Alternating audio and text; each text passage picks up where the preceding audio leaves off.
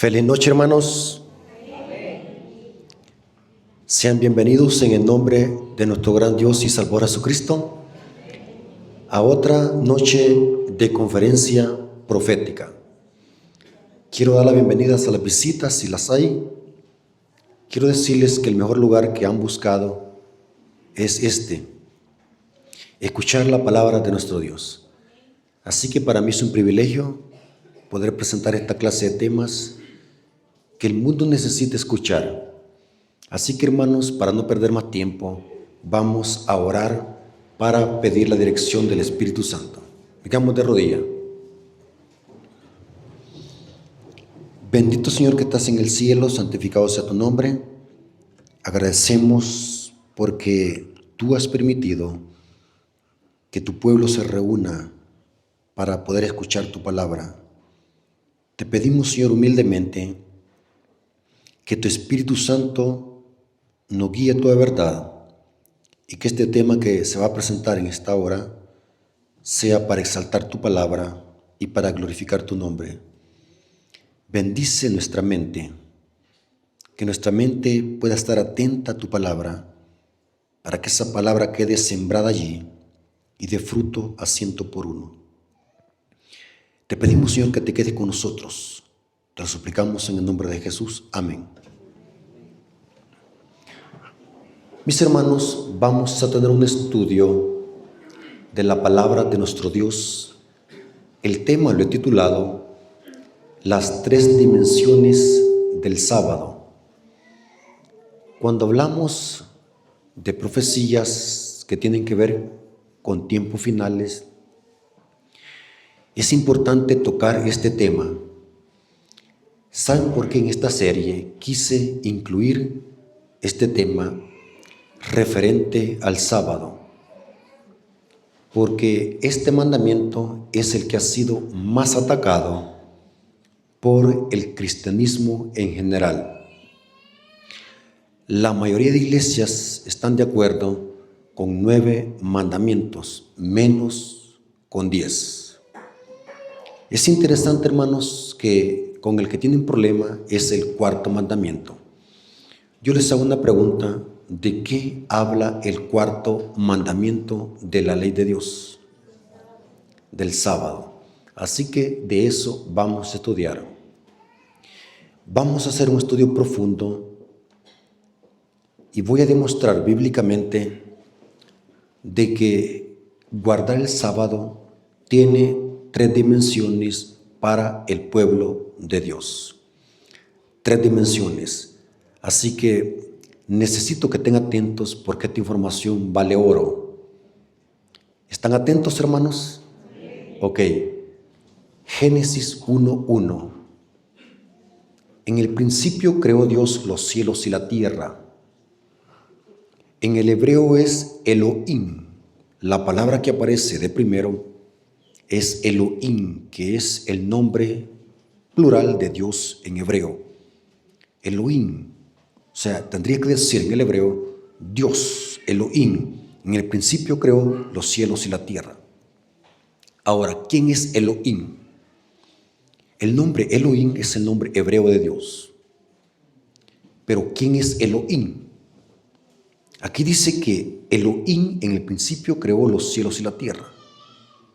Vamos a ver, o vamos a dejar que la Biblia se explique sola. Juan capítulo 1, versículo 1 al 3, nos dice que este Elohim es Cristo Jesús, el Verbo. Juan capítulo 1, versículo 1 al 3, dice así: en el principio era el Verbo, y el Verbo era con Dios, y el Verbo era ¿quién? Dios. Esta palabra verbo es del griego logos, se puede traducir palabra o verbo. El Verbo era Dios. ¿Quién es el Verbo? Cristo Jesús, según el versículo 14, porque dice, y aquel Verbo se hizo carne. Y noten que dice Juan, este era en el principio. Estoy leyendo Juan capítulo 1, versículo 1 al 3. Este era en el principio con Dios. Todas las cosas por Él fueron hechas, y sin Él nada de lo que ha sido hecho fue hecho. conectemos Génesis 1.1 con Juan 1.1. ¿Quién es el creador en Génesis 1.1? ¿Quién es? El Verbo, que es ¿quién? Cristo. Mire qué interesante, hermano, los adventistas del séptimo día. ¿Saben por qué soy adventista? Yo no nací en la iglesia adventista, yo soy nuevo en la iglesia adventista. Toda mi familia es católica, solamente yo soy adventista. Pero ¿saben por qué me gustó el mensaje de la iglesia adventista? Porque todas las iglesias evangélicas que existen, la iglesia adventista es la que estudia más la Biblia a profundidad. Cualquier evangélico cuando escucha el mensaje de la iglesia adventista se queda atónito, se queda impactado, porque la iglesia adventista es disciplinada en estudiar la Biblia. Así que es un gran orgullo ser adventista, pero es un gran compromiso. Mayor luz, mayor que condenación. Note qué interesante lo que dice el apóstol Pablo, Colosenses capítulo 1, versículo 15 al 16.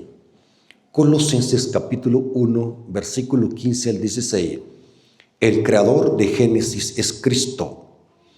Él es la imagen del Dios invisible. ¿De quién está hablando aquí Pablo? ¿Quién es la imagen del Dios invisible? Cristo. El primogénito de la creación. Esta palabra primogénito es en el griego protokokos. Significa en este contexto el que ocupa la preeminencia. El primogénito de toda la creación. O sea, Él estaba antes de todas las cosas. Porque en Él fueron creadas todas las cosas. Las que hay en los cielos y las que hay en la tierra, visibles e invisibles, sean tronos, sean dominios, sean principados, sean potestades, todo fue creado por medio de Él y para Él. Entonces, el creador de Génesis capítulo 1, ¿quién es? Cristo Jesús, nuestro Señor y Salvador. Ahora, poniendo como base esto, vamos a analizar que la tierra al principio tenía dos problemas. ¿Cuáles eran? Leamos otra vez Génesis capítulo 1, versículo 1 al 2. Dios tenía dos problemas con la tierra. Y dice así, Génesis capítulo 1, versículo 1 al 2. Repito muchas veces la cita para que ustedes la puedan buscar y la puedan anotar, ya que esta es una clase y es necesario que ustedes puedan comprender el tema. Génesis capítulo 1, versículo 1 al 2 dice, en el principio creó Dios los cielos y la tierra ¿cómo estaba? Noten, la tierra estaba desordenada y vacía. Una traducción más apegada al hebreo tendría que decir, la tierra estaba desolada y vacía, o sea, estaba deshabitada. Y dice, y las tinieblas estaban sobre la faz del abismo, y el Espíritu de Dios se movía sobre la faz de las aguas. En otras palabras, hermanos, ¿cómo estaba esta tierra? Era podemos decir así, era como un abismo que era tiniebla, oscuro, algo tenebroso, algo caótico, deshabitada y vacía. O sea que Dios tenía que ordenarla primero y después llenarla, porque eran dos problemas, deshabitada y vacía. Cuando analizamos el relato de la creación, Dios, Elohim, en los primeros 3 días la ordenó y en los últimos 3 días de los 6 la llenó. Ahora la pregunta es, ¿cuándo es que Dios terminó de crear? ¿Cuándo es que Dios terminó de crear la tierra? ¿Cuándo es que Elohim terminó de crear? Vamos a ver algo muy interesante, hermanos. Yo sé que esta va a ser información para reforzar nuestro conocimiento y nuestras doctrinas como iglesia adventista. ¿Saben, hermanos, que Dios terminó de crear esta tierra en 2 días? ¿Cuántos sabían eso? Dios terminó de crear esta tierra en 2 días. terminó el sexto y terminó el séptimo día. Se lo voy a demostrar. Génesis capítulo 1, versículo 31. Génesis capítulo 1, versículo 31. Dice así: y vio Dios que todo lo que había hecho, y aquí que era bueno que en gran manera. Y fue la tarde y la mañana el día sexto. Pregunto, bíblicamente, ¿cuándo es que Dios terminó de crear? El sexto día. ¿Estamos de acuerdo? ¿Qué fue lo último que Dios creó? Al hombre en el sexto día. ¿Qué equivale a qué día? A viernes. Pero ahora notemos Génesis capítulo 2, versículo 1. Génesis capítulo 2, versículo 1 dice: fueron pues acabados los cielos y la tierra y todo el ejército de ellos. ¿Pero en qué día? ¿Saben, hermanos, que el capítulo 1 y el capítulo 2 es un solo relato de la creación? Los capítulos y versículos no fueron inspirados por Dios, me refiero al numeral. En el hebreo es un solo relato de la creación, o sea, el versículo 1 del capítulo 2 es continuación del versículo 31 del capítulo 1. ¿Me doy a entender? O sea que técnicamente fue el sexto día en que fueron acabados los cielos y la tierra y todo el ejército de ellos. O sea, ese versículo 1 que encontramos en el capítulo 2 está hablando del sexto día. Se tiene que conectar con el versículo 31 del capítulo 1. ¿Me doy a entender, hermanos? Ahora vamos a ver que Dios también terminó de crear el séptimo día. Génesis capítulo 2, versículo 2 al 3. Génesis capítulo 2, versículo 2 al 3 dice: y acabó Dios en el día séptimo la obra que hizo, y reposó en el día séptimo de toda la obra que hizo. ¿Quién reposó? Elohim, que es ¿quién? Cristo. ¿Estamos de acuerdo? Ok. Dice el texto que Dios reposó en el séptimo día de la obra que hizo. Y después que reposó, ¿qué es lo que hizo? Y bendijo Dios el día séptimo y lo santificó, porque en él reposó de toda la obra que había hecho en la creación. Preguntó, en la Biblia tenemos aparentes contradicciones. ¿En qué sentido Dios reposó? ¿Por qué Dios terminó de crear en 2 días? Les explico. Los que me conocen saben que yo soy artista plástico, me gusta dibujar y pintar. Yo pinto, yo soy artista plástico. Los artistas, los pintores, cuando hacemos una obra de arte, preparamos el lienzo, vamos trabajando cada imagen, vamos superponiendo cada imagen. Eso se llama perspectiva. Cuando la obra de arte está terminada, ¿qué es lo que hacen los pintores? ¿Qué es lo que hacen los pintores cuando terminan un cuadro? Lo firman. Pregunto, ¿cuál es más importante, la obra de arte o la firma del pintor? ¿Qué dicen ustedes, hermano?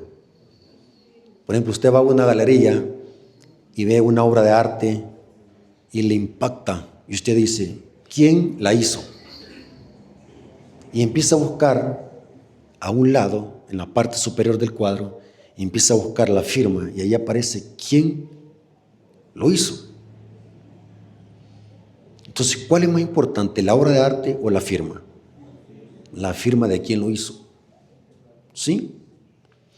¿Por qué creen ustedes de que esos cuadros, como por ejemplo los cuadros de Da Vinci, la Mona Lisa o la Gioconda como se conoce, cuadros de Picasso, de Rembrandt, no tienen precio, no hay nadie que los pueda comprar?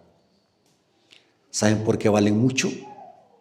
No por el cuadro, sino por quién lo hizo. Imagine tener una obra de arte de Picasso. Horrible la obra de arte de Picasso. Pero valen miles de millones de dólares y nadie la puede comprar. Pero vale por la firma de quien lo hizo. La pregunta es, la creación estaba incompleta hasta que Dios, ¿qué?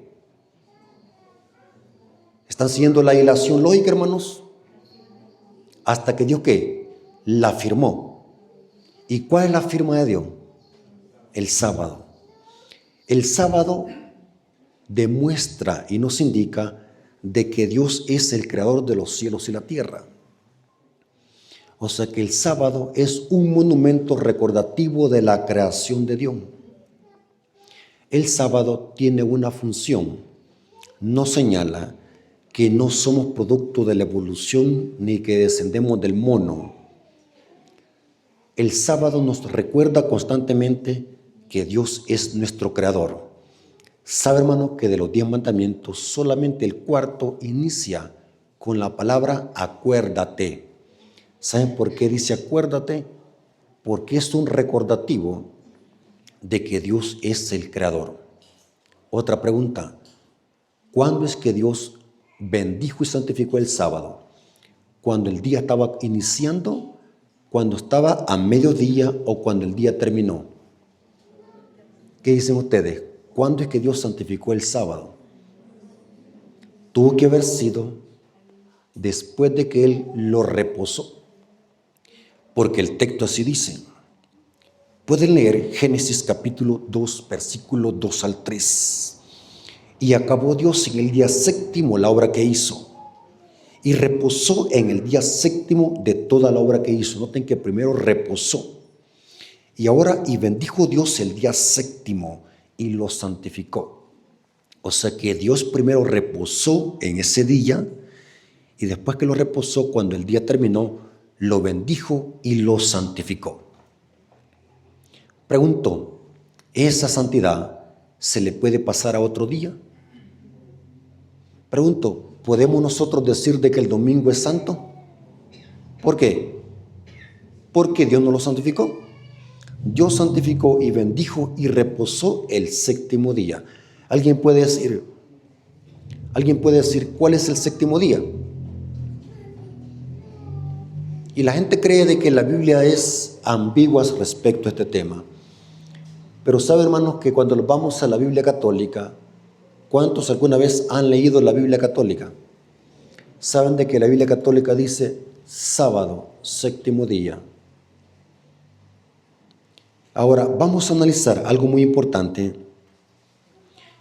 de que cuando guardamos el sábado, estamos recordando que Dios es nuestro creador. Éxodo 20, versículo 11. Noten con qué termina el cuarto mandamiento. Éxodo 20, 11. Porque en 6 días hizo Jehová los cielos y la tierra, el mar y todas las cosas que en ellos hay, y reposó en el día séptimo. Por tanto, Jehová bendijo el día de reposo y lo santificó. Ahora la pregunta es, ¿por qué hay que guardar el sábado? Porque Dios, ¿qué? Reposó y lo santificó. O sea que el sábado es un monumento recordativo de la creación.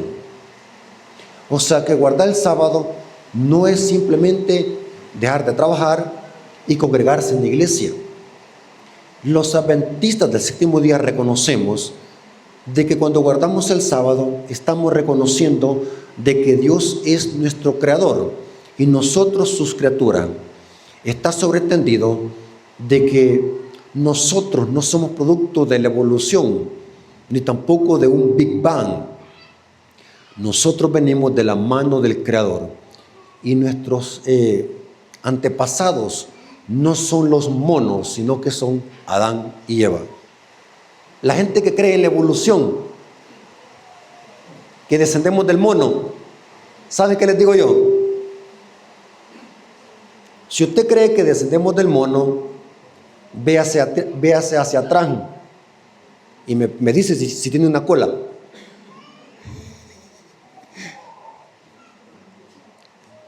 ¿Saben que la teoría de la evolución cada día se hace más débil?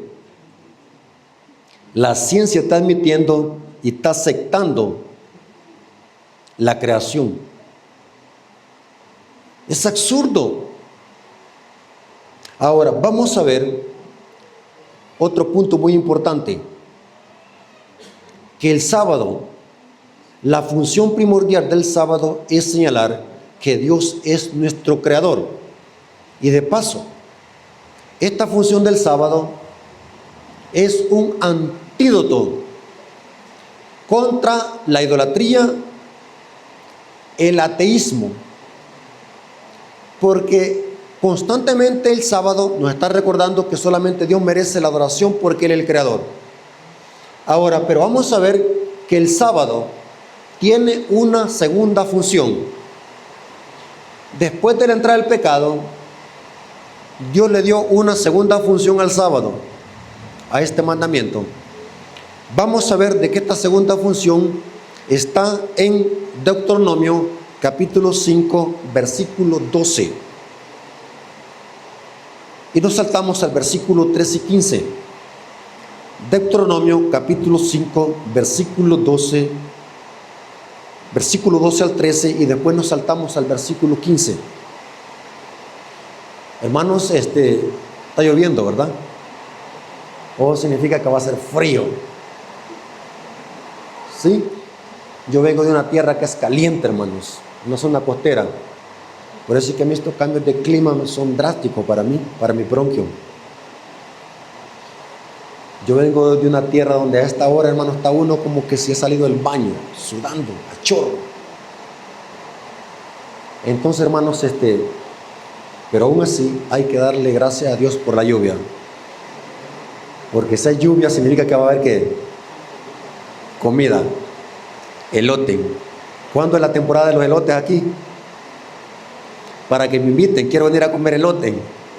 ¿Saben por qué quiero comer elote? Allá cultivamos elotes, pero no cultivamos ni amarillo ni negro. Así que los hermanos ahí me dieron elotes amarillos, riquísimos, tremendo. Así que yo creo que al venir a estarme aquí un mes voy a engordar, me voy a ir gordo para mi pueblo. Ok, hermanos, ¿se escucha? Necesito que este mensaje lo escuchen hasta allá atrás. ¿Me escuchan allá, hermanos? Si no le escuchan, quiero que se vengan para acá. Aquí hay silla, aquí hay banca. Ok. Vimos que la función primordial del sábado es señalar que Dios es nuestro creador. Después de la entrada del pecado, se le dio otra segunda función. Y es que el sábado señala que Dios es nuestro redentor. Deuteronomio capítulo 5, versículo 12 al 13.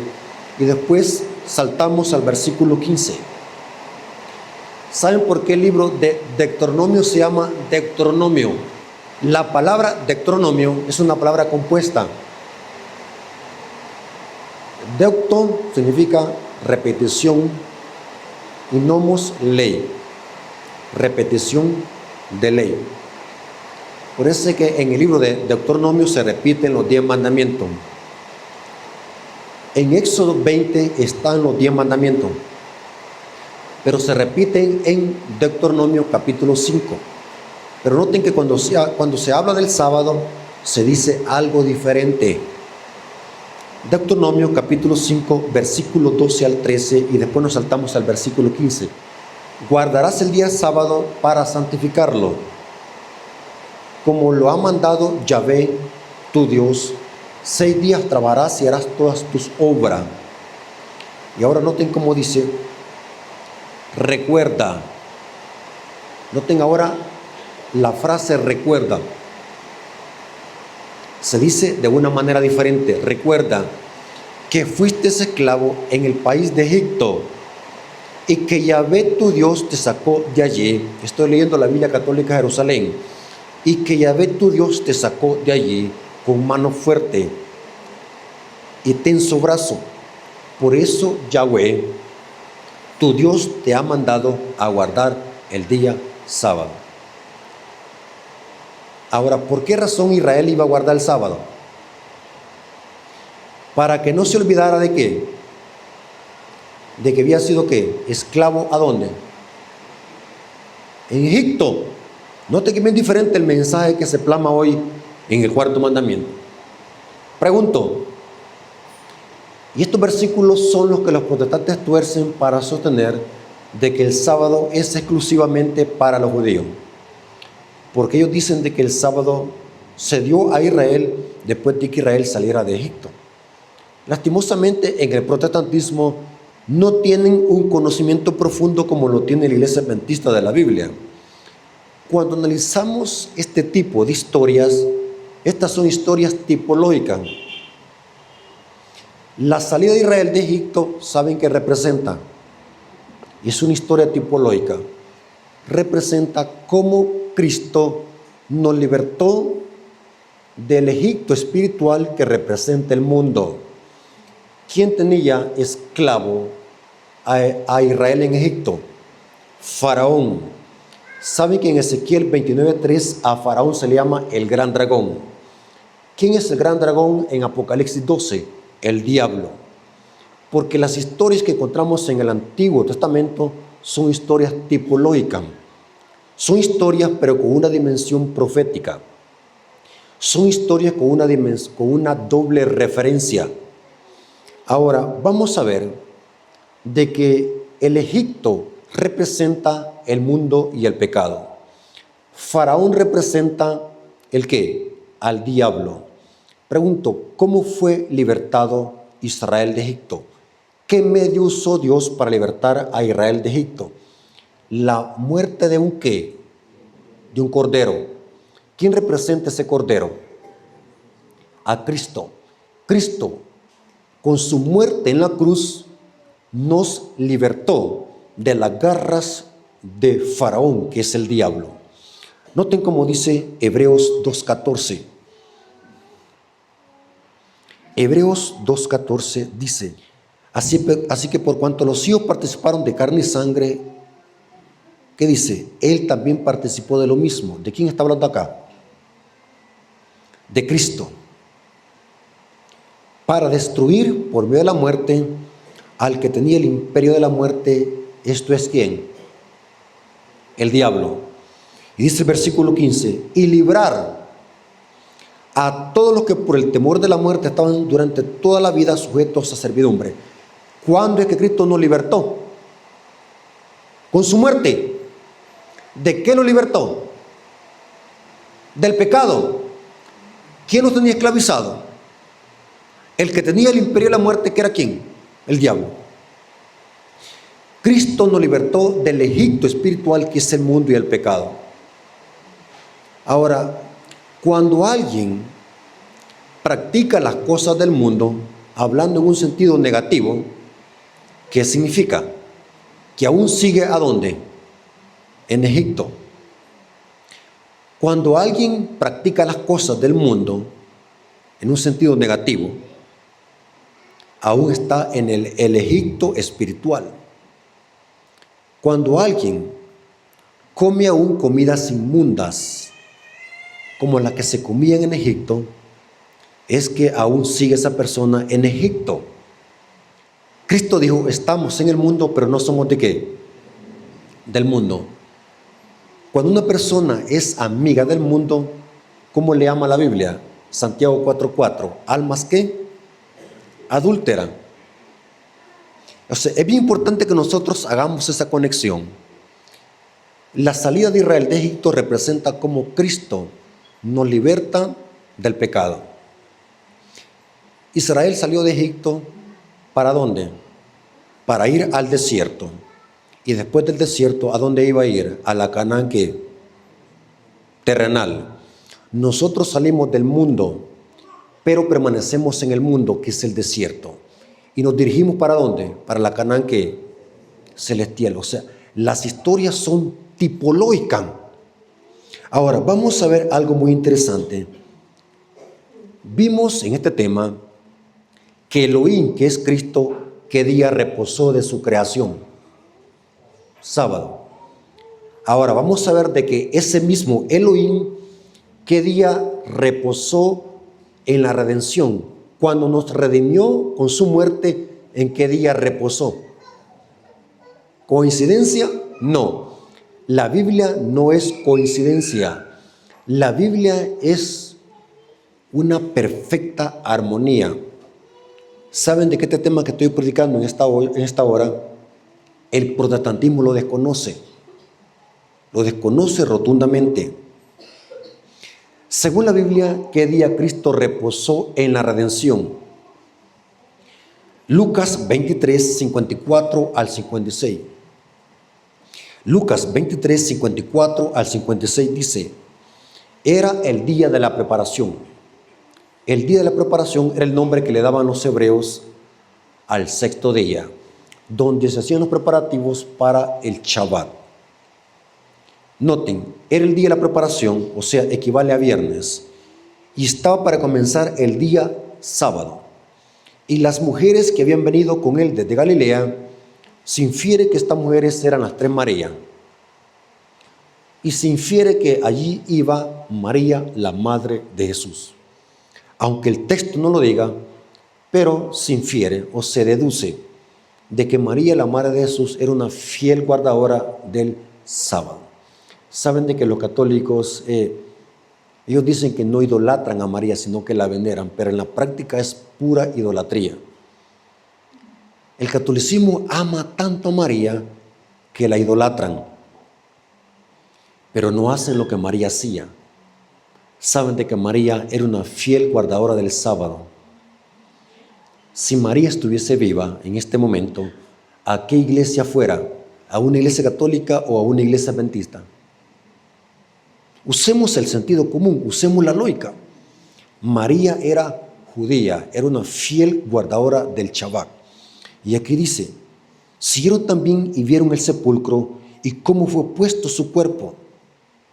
Y vueltas prepararon especies aromáticas y ungüentos, y descansaron el día sábado conforme al mandamiento. ¿Qué día descansaron estas mujeres? El sábado conforme ¿qué? Al mandamiento. Las mujeres descansaron en sus casas y Cristo reposó ¿dónde? En el sepulcro. ¿Qué día Cristo resucitó? Muy de mañana, el primer día ¿de qué? De la semana. Noten qué interesante, hermano, muy interesante. Y de paso, esta cita bíblica es una evidencia de que el sábado, después de la muerte de Cristo, se seguía guardando. El libro de Lucas fue escrito aproximadamente en el año 62 después de la muerte de Cristo. O sea, 31 años después de la resurrección de Cristo, Lucas está llamando al cuarto mandamiento, está haciendo una referencia a Éxodo 20. Si el sábado hubiese sido abolido o cambiado por domingo, Lucas en el año 62 después de Cristo jamás hubiese usado esta terminología y descansaron el sábado conforme al mandamiento. O sea, Cristo, así como reposó en la creación, también reposó en la redención y reposó en el sepulcro. Ahora, aquí viene la tercera dimensión del sábado. Voy a tratar de ir algo deprisa porque necesito que comprendamos este punto. Acabamos de ver de que el sábado es un recordativo de la creación y de la redención. Ahora vamos a ver de que el sábado tiene una tercera dimensión o una tercera función. El sábado será por la eternidad un recordativo de la nueva creación, de la tierra nueva y los cielos nuevos. ¿Dónde dice eso? Quiero colocar el marco para que podamos entender este punto. Quiero que no se vayan a dormir, hermanos. Yo sé que el ambiente está bien fresco. Dan ganas de estar con 4 cobijas bien embosado. Así que quiero que se concentren, hermanos, porque este punto, este tercer punto, quiero que lo podamos comprender. Escuchen. Vimos en el principio de este tema que cómo estaba la tierra, desordenada y vacía, sin habitantes y vacía. ¿Saben algo muy interesante? Que para entender el libro de Apocalipsis tenemos que ir ¿dónde? Al libro de Génesis. Nuestra lección de escuela sabática De paso que ya subí la lección de escuela sabática a mi canal, ahora la di, ahí donde estoy ahí viviendo, ahí la grabé, ya tengo la lección de escuela sabática en mi canal. Yo tengo un canal, hermanos, para los hermanos que no saben, yo tengo un canal que se llama Apología Adventista, buena información teológica. La lección de escuela sabática viene hablando de eso, que el fundamento para comprender las profecías apocalípticas, ¿cuál es? El libro de Génesis. Para entender Apocalipsis tenemos que estudiar el libro de Génesis, cómo estaba la tierra al principio, desordenada y vacía, era un gran abismo. Pero vamos a ver ahora que antes de que Cristo venga por segunda vez, ¿cuántas plagas van a caer sobre esta tierra? 7 plagas. Estas plagas están en el capítulo 16 de Apocalipsis. Pueden leer eso en su casa. Las 7 plagas postreras, ¿saben qué es lo que hacen? Van a revertir la tierra y la van a volver a su estado como estaba al principio, desordenada y vacía. Las 7 plagas caen sobre lo que Dios creó en la creación. Las plagas caen sobre el río, sobre el sol, sobre el mar. Dice que hay un gran terremoto y este terremoto va a destruir toda la tierra, el terremoto de la 7ª plaga. O sea, esta tierra va a quedar inhóspita como al principio, desordenada y vacía. Ahora, es interesante, hermanos, que la Biblia dice de que esta tierra va a ser la guarida del diablo durante 1000 años.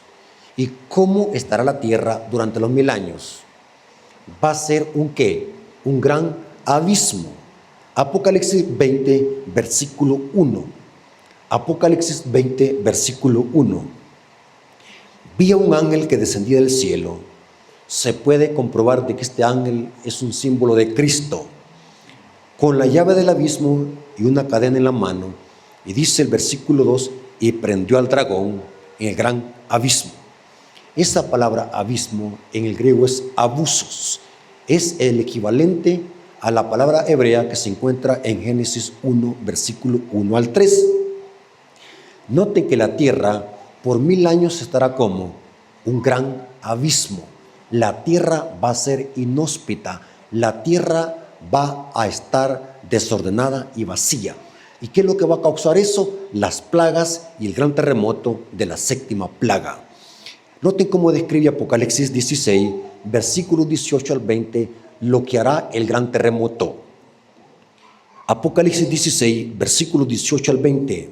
Entonces hubo relámpagos, voces y truenos, y un gran temblor de tierra, y un terremoto tan grande, cual no lo hubo jamás desde que los hombres han estado sobre la tierra. Y la gran ciudad fue dividida en 3 partes, y las ciudades de las naciones cayeron. Y la gran Babilonia vino en memoria delante de Dios para darle del cáliz del ardor de su ira. Y toda isla huyó y los montes no fueron hallados. O sea, este terremoto va a ser tan grande que va a desfigurar todo el globo terráqueo. Lo va a trastornar. Estos grandes edificios, estas grandes ciudades, estos grandes palacios. ¿Qué dijo Cristo cuando habló en Mateo 24? No quedará piedra sobre piedra que no sea que derribada. O sea que el terremoto de la 7ª plaga va a dejar esta tierra trastornada. Por eso, hermano, yo les digo a los hermanos, y suena algo muy tajante, pero es una gran verdad, y eso lo corrobora la sierva del Señor. Dice la sierva del Señor que en lugar de estar haciendo esas grandes mansiones y esos grandes palacios, den ese dinero para apoyar la obra de Dios, porque vendrá tiempo donde esas mansiones que tienen van a ser reducidas a puro polvo. ¿Me voy a entender, hermanos? Eso dice el espíritu de profecía. Hay hermanos que están haciendo grandes mansiones, y disculpa porque soy directo, pero yo prefiero que me digan la verdad, porque la verdad los hará libre. Hay hermanos que están haciendo grandes mansiones como que se van a habitar con el diablo 1000 años aquí en esta tierra. Y con un gran terremoto desaparece. Por eso es que dice ella que en lugar de gastar tanto dinero en hacer estas grandes mansiones, apoyemos la obra de Dios antes de que sea demasiado tarde. Lean el libro Eventos de los Últimos Días. ¿Cuántos tienen este libro? Quiero que levanten la mano. ¿Cuántos tienen este libro bestseller? Eventos de los últimos días. Es un libro que leí primero cuando entré a la iglesia. Ahora, vamos a ver algo muy importante, hermanos. ¿Cómo quedará la tierra durante los 1000 años? Jeremías 4, versículos 23 al 26. Jeremías capítulo 4, versículos 23 al 26.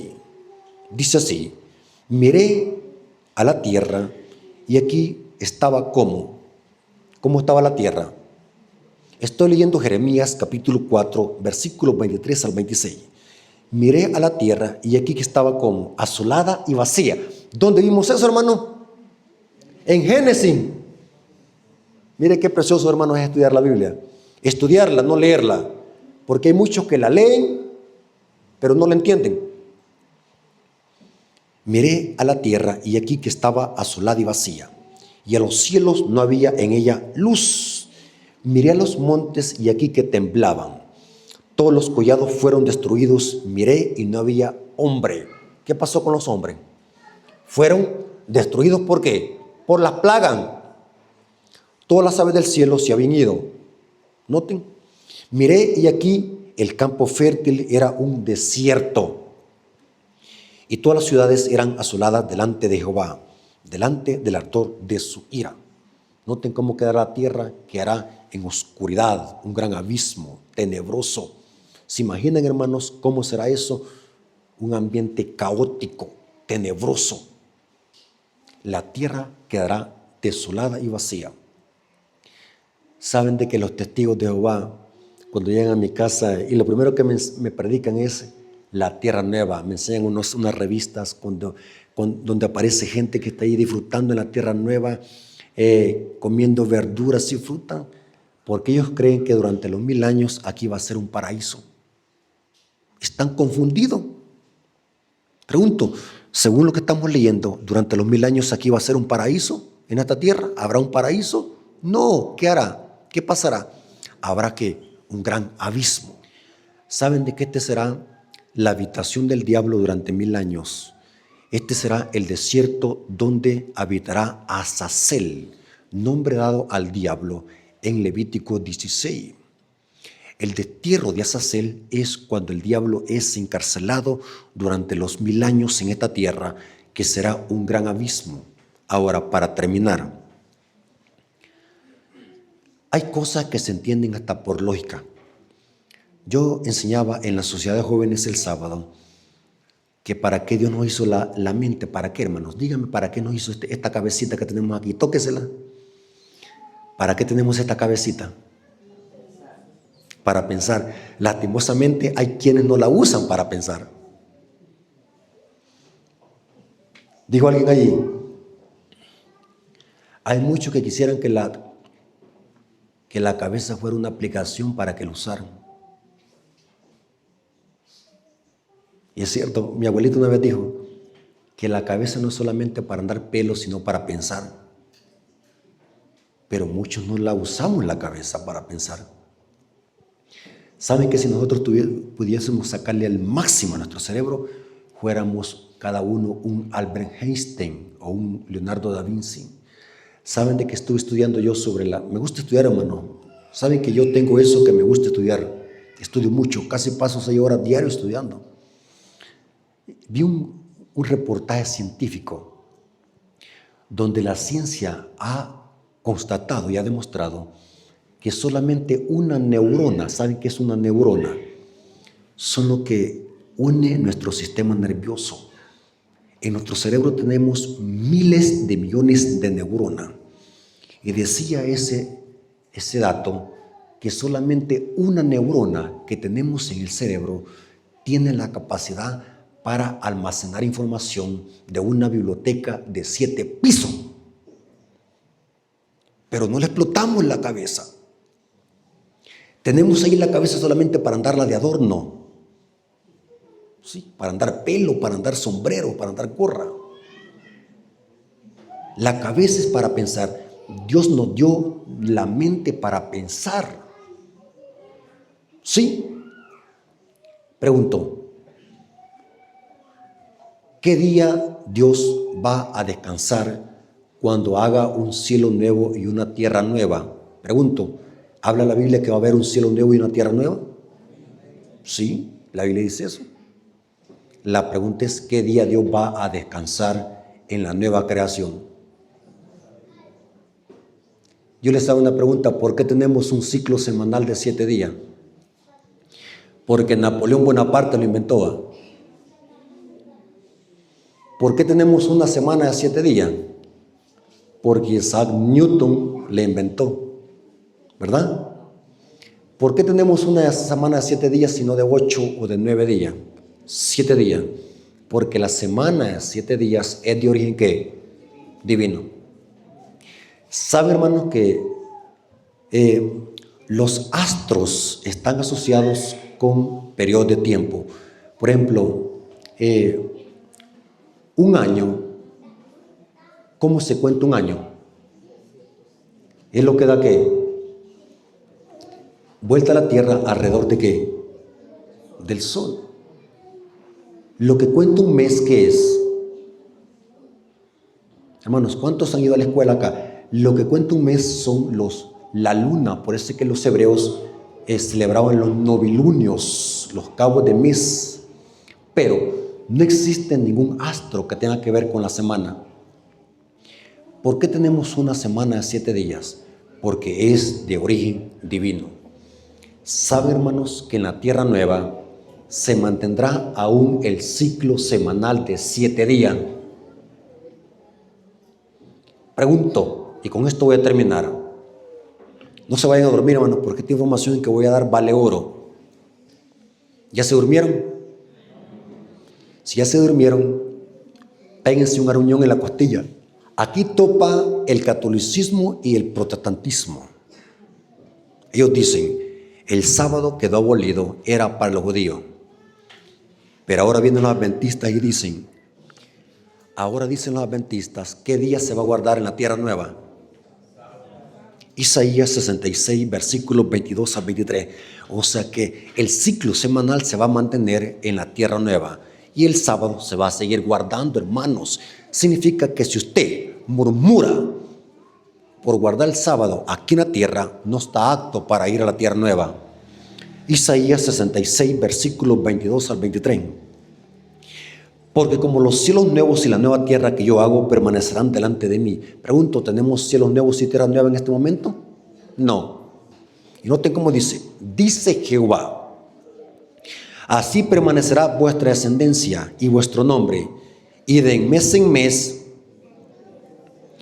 y de día sábado en día sábado, vendrán todos a adorar delante de mí, dice Jehová. ¿Qué día se va a guardar en la tierra nueva, hermanos? Sábado. El pueblo de Dios guardará el sábado en la tierra nueva. Significa que el sábado será ¿qué? Monumento recordativo de ¿qué?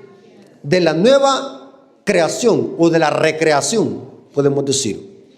Ahora, pero aquí dice de mes en mes. Muchos judíos mesiánicos han sostenido de que en la tierra nueva se van a celebrar las fiestas solemnes o los roscodeis, las santas convocaciones. Pero la expresión mes y mes acá significa otra cosa. Cuando conectamos Isaías capítulo 66 con Apocalipsis 22, no cabe duda que la expresión mes y mes equivale al árbol de la vida. Cada cuanto el árbol de la vida va a dar su fruto. Cada mes iremos a recargar la batería y la energía constitucional para preservar la inmortalidad.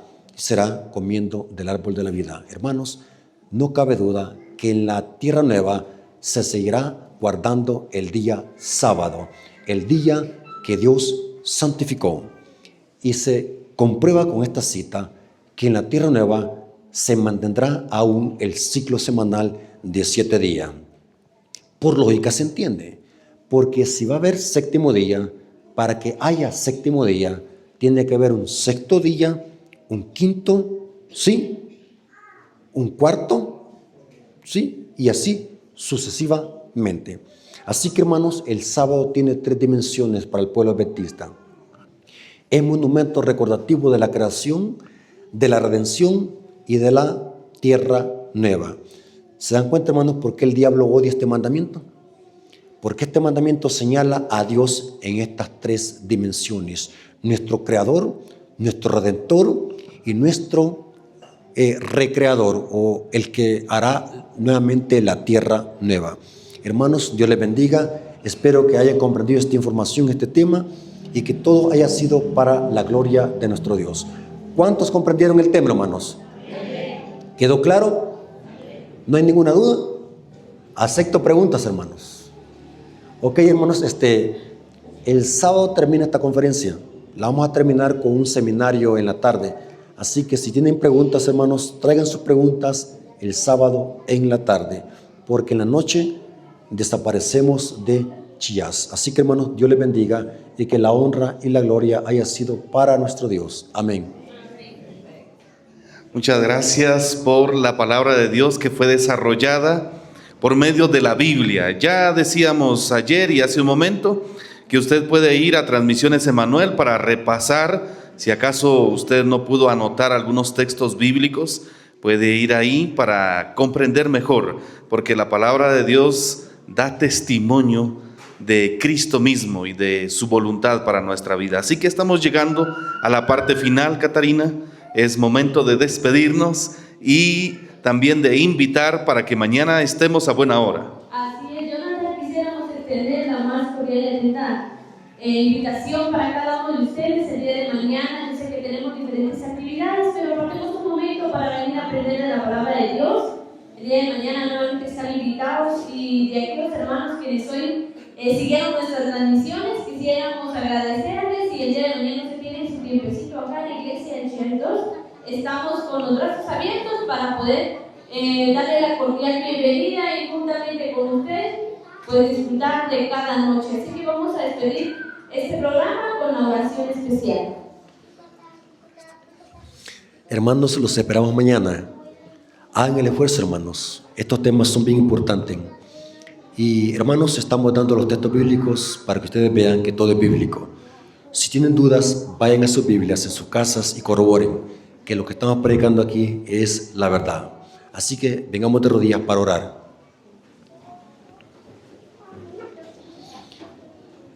Bendito Señor que estás en el cielo, santificado sea tu nombre. Te agradecemos por este estudio de tu palabra, porque nos hemos dado cuenta que tu día santo es un monumento recordativo de la creación, de la redención y de la nueva creación. Gracias, Padre, por ese mandamiento que distingue al verdadero pueblo de Dios en esta tierra. Ese mandamiento que ha sido atacado por Satanás y por sus secuaces. Bendice a las visitas que se han hecho presentes, que estos temas los puedan ellos estudiar en sus Biblias y puedan creer lo que dice tu palabra. Gracias, Padre, porque permites que en este lugar se estén predicando estos temas. Gracias por tu amor y tu misericordia. Gracias porque nos acompañaste en esta clase.